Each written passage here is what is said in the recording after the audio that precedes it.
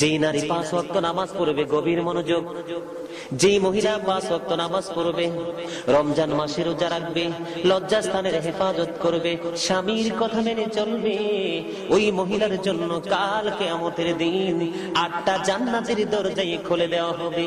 সে যেটা দিয়ে মন চায় সেটা দিয়ে প্রবেশ করতে পারবে। আওয়াজ দিয়ে বলেন না সুবহানাল্লাহ। ও বন্ধু, গভীর মনোযোগ। আমি আমার মা, আমি আমার বোনদেরকে দেখে দেখে বলবো, আমার নবী বলে দিয়েছেন কি মধুর খবর, যে 5 ওয়াক্ত নামাজ পড়বে, রমজান মাসে রোজা রাখবে, লজ্জাস্থানকে ডেকে রাখবে, হেফাজতে রাখবে, স্বামীর কথা মেনে চলবে, সেই মহিলার জন্য 8টা জান্নাতের দরজাই খোলা থাকবে।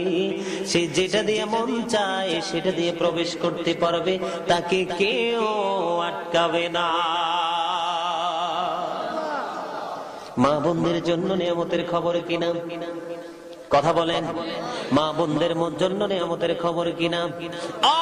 বন্ধু, হাদিস শরীফ খুলে খবর পেয়ে গেলাম, আমার এই বাংলার জমিনে অসংখ্য স্বামী আছে বিদেশের জমিনে, ঠিক কিনা বলেন? আমার এই বাংলার জমিনে অসংখ্য মানুষ আছে বিদেশের জমিনে।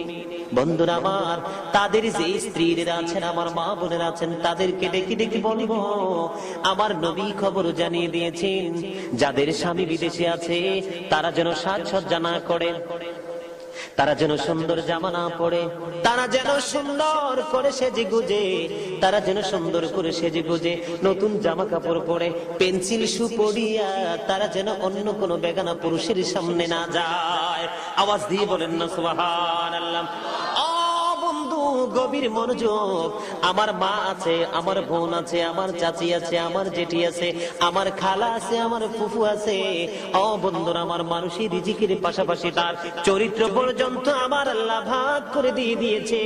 একজন মানুষ যদি ভুল পথে চলে, আমি তাকে আদর করে, ভালোবেসে, মায়া করে সঠিক পথে নিয়ে আসবো, ঠিক কিনা বলেন?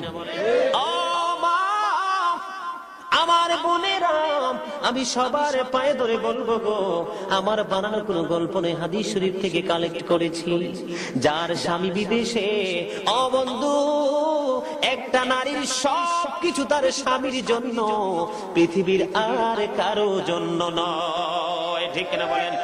ও বন্ধু, আমার নবী বলেছেন, স্বামীর পায়ের নিচে স্ত্রীর জান্নাত। তার মানে হলো, যেই স্ত্রীটা তার স্বামীকে সন্তুষ্ট রাখতে পারবে, যেই মহিলা তার স্বামীকে আপন করে নিতে পারবে, যেই নারীটা স্বামীকে জীবনের চেয়ে বেশি ভালোবাসতে পারবে,